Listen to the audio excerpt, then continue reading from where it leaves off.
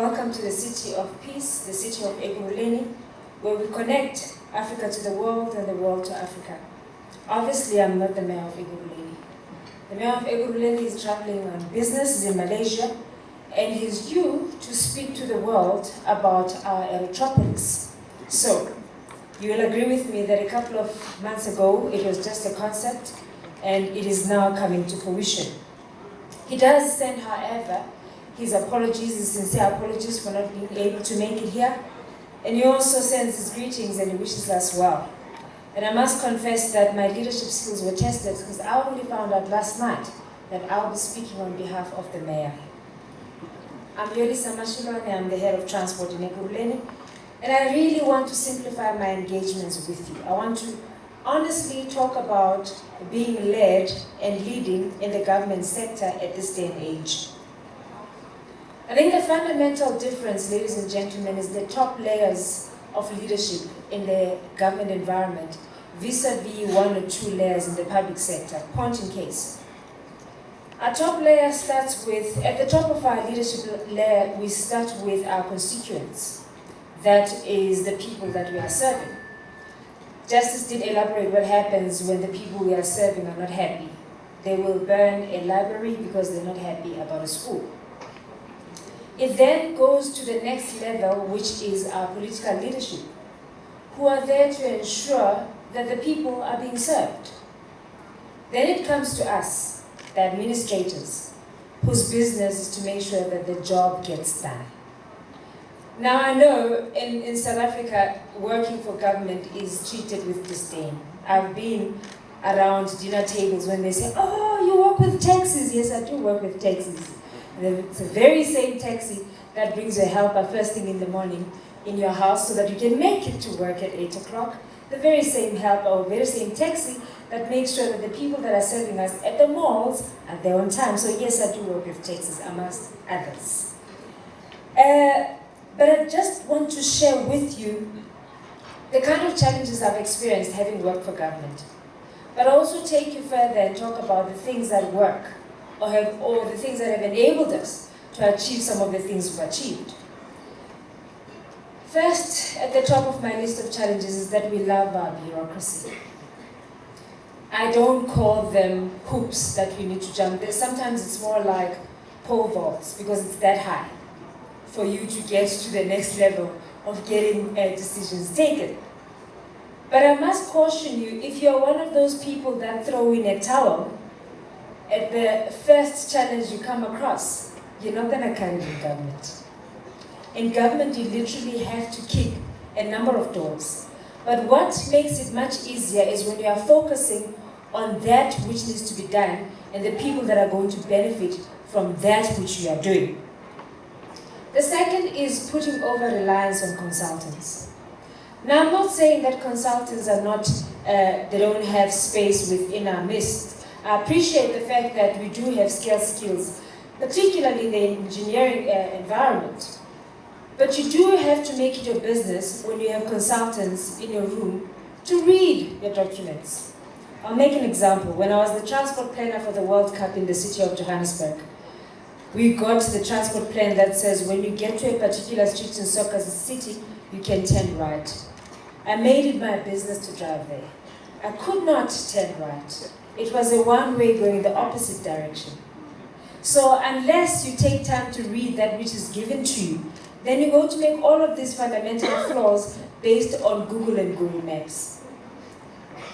The next one is that we do work in silos. I can't imagine if Joburg, Ekurhuleni, city of Tshwane, we kind of sat around the table because we're all running municipal bus services and decided to procure our buses from the same supplier, even though the delivery will be at different times. I'm telling you, by now, we'll be having a bus manufacturing plant in the country. And this is one, but many of the examples that I can cite to you. The importance of working together towards a common goal, I think, is what is needed right now to take us to the next level. We also sometimes, and I highlight sometimes, we do not focus. Before a project is completed, we dump it because there's another one that seems a whole lot better than this one and that one and that one. I've learned, and I watch a lot of this Discovery and the Planet, Animal Planet channels, how an angry lion or lioness will pass a couple of preys right next to it because that is not their main focus. So I think if we were to learn to focus on delivering something, I think we could do far more than we are doing right now. But it's not all doom and gloom. I'm getting to a particular point. Lastly, ladies and gentlemen, I think we're sometimes too scared to make decisions. I think decisions are made or are left for the next person. But whether it's rightful or it's right or not, I think we've seen too many people getting into trouble for having made a decision. But I think one of the most important traits of a leader is to be decisive. You have got to make a decision, good or bad. Having given you all these challenges, however, I want to demonstrate how together, when we worked together and we were led by visionaries, and we're still led by visionaries, by the way, how we managed to successfully implement some of the biggest projects, and I'd like to say, in the world, not just in the country. I'd like to take you back to 2003, ladies and gentlemen, when we were given the rights to host the FIFA World Cup. I was driving towards Pretoria that Saturday afternoon when it was announced that South Africa was going to host the 2010 FIFA World Cup. I must also admit that at that point I didn't know how much it was going to impact on my life because I then became the transport project manager for the city of Ekurhuleni at that time. 15 venues and, 2 venues and 15 matches. It did take us 2 years to get over the excitement. You know, typical of Zanzi style, we were celebrating, we were dancing on the streets. And before we even know, the project was right at the doorstep. But I must say, if it weren't for the visionaries at that time, the people that took a decision to say, against all odds, South Africa is going to deliver the project, we would not be having the beautiful OR Tambo International Airport, the King Shaka International, and all of this beautiful infrastructure that we are having now competing at a global level. But I want to share with you that the leadership at that time came from the most unlikely corners. As I was project managing the transport plans for the city of Johannesburg, I happened to work with the taxi industry. They're quite an interesting bunch, and contrary to popular belief, they were the best performers. Now, nobody knew that we started the operations in April. We had to transport the international broadcasters in April, and then it picked up until the World Cup. These guys came back to me with the most expensive cameras to say this was left in my taxi and I think it belongs to one of the journalists. They would tell you these tickets were left in my car and I don't know to whom they belong, I'm giving them back to you. And that is leadership. But because we have a particular way of packaging leadership and it has to look in a certain shape, it could never come from the taxi industry and as far as everybody was concerned. But I tell you, if it were not for them, we would not have transported 500,000 of the spectators during the World Cup. And Jeremy mentioned something about intuition. I gave them the transport plans. But when we got to those particular venues that they were servicing, engineering didn't work. Transport plans didn't work. They will tell you, my dear, this is not how we work at the rank. We don't. And we go fast. I'm a rank marshal, I'm not an engineer. You said you want to clear the stadium, I'm clearing it. That is intuition. At its best. And I want to take you further to another project. If you remember the World Cup, the Gautrain when it started, everybody was up in arms. It's not gonna work. This Shiloh Express, it's too expensive. There's a huge sinkhole in Rosebank. It must be stopped. It's oversubscribed today. And everybody wants more. And the leaders at that time decided, if that is the goal, come hell or high water, we're gonna get there. And I'm talking about government leaders. I'm talking about government leaders. Then came the most beautiful monster they call the BRT. It is a beast and a half. And I speak as an engineer and I speak as a transport planner. We're right in the middle of our transport plans in the city of Johannesburg when the politicians went to South America and said, no, we're shifting gears. Thou shalt bring the bus rapid transit system and thou shalt bring it before the World Cup. So we sit in the boardroom and we're thinking, we've already contracted. Now what? They say, do what you have to do. Stop it. We're moving towards quality public transport and we need it before the World Cup. So there we were, putting together the plans, cracking our skulls over this thing, and everybody said, not in this country. The taxi industry shall never buy into this thing. You're wasting your time and you're wasting government's money. But we forged ahead. I remember one time, because it's a multifaceted project, by the way. You sleep an engineer, you wake up a lawyer, then by lunchtime you are an accountant, and all of these things are expected if you come and tell you. Now we're sitting in the boardroom, we're looking for a name, because we've got to brand this thing. And we get letters from Cape Town to say, you're not going to use this name. I can't even remember what the name was that we had selected at that time. And we sat and we looked at each other and we said, you know, they can call it a banana and orange, but quite frankly, we don't care. But then at that moment, I said to them, how about Ria Vaya? And everybody else said, yes, that sounds great, we're moving, we're going. I failed to patent the name at that time. I would not be standing here if I did.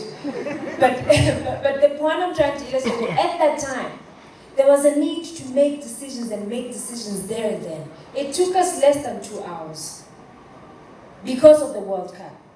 And I don't think we need catalysts like such big events for us to make those decisions for our people right here and now. But it worked at that time. The BRT continues to be rolled out throughout the country, and we're doing the same in Ekurhuleni, by the way.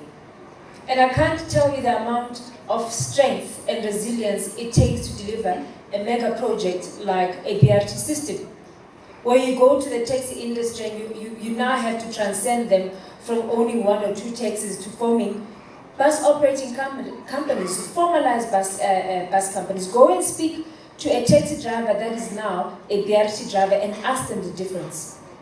They now have basic conditions of employment and everything has been formalized. They get their salaries at the end of the month. Who wouldn't want that change at whatever cost? What did it take to get us our 20 years of democracy? Blood and sweat. So even though the fight is different, but it's a fight nonetheless. So within our spheres of expertise, within our offices and our boardrooms, we're still fighting for a good cause. So I would like to urge you leaders of tomorrow to to think about all the things that are happening around you. There's plenty. I could mention a whole lot of projects which I'll unpack in my breakaway session. We've got the Aerotropolis, which is trying to get us to be at that point where we are an international commercial business hub in Ekurhuleni. We've got the RPTN, as I've indicated. We've got our urban spatial form where we're trying to connect and stitch together the city of Ekurhuleni, which is currently made up of 9 disconnected towns. So the opportunities are plenty. As I conclude, because I was told that everybody else who spoke before me took more time than they were supposed to, so I'm left with little time. But I'd like to conclude with sharing a scripture that was shared by the priest that opened our State of the City address 2 days ago in the city of Ekurhuleni. He went to Joshua chapter 1, verses 1, 2, and 6. After the death of Moses, the Lord said to Joshua, Moses, my servant, is dead.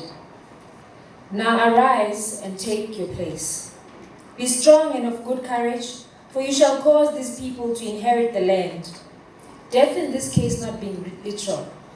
I think all of us have got our Moseses where we work. And that Moses shall die.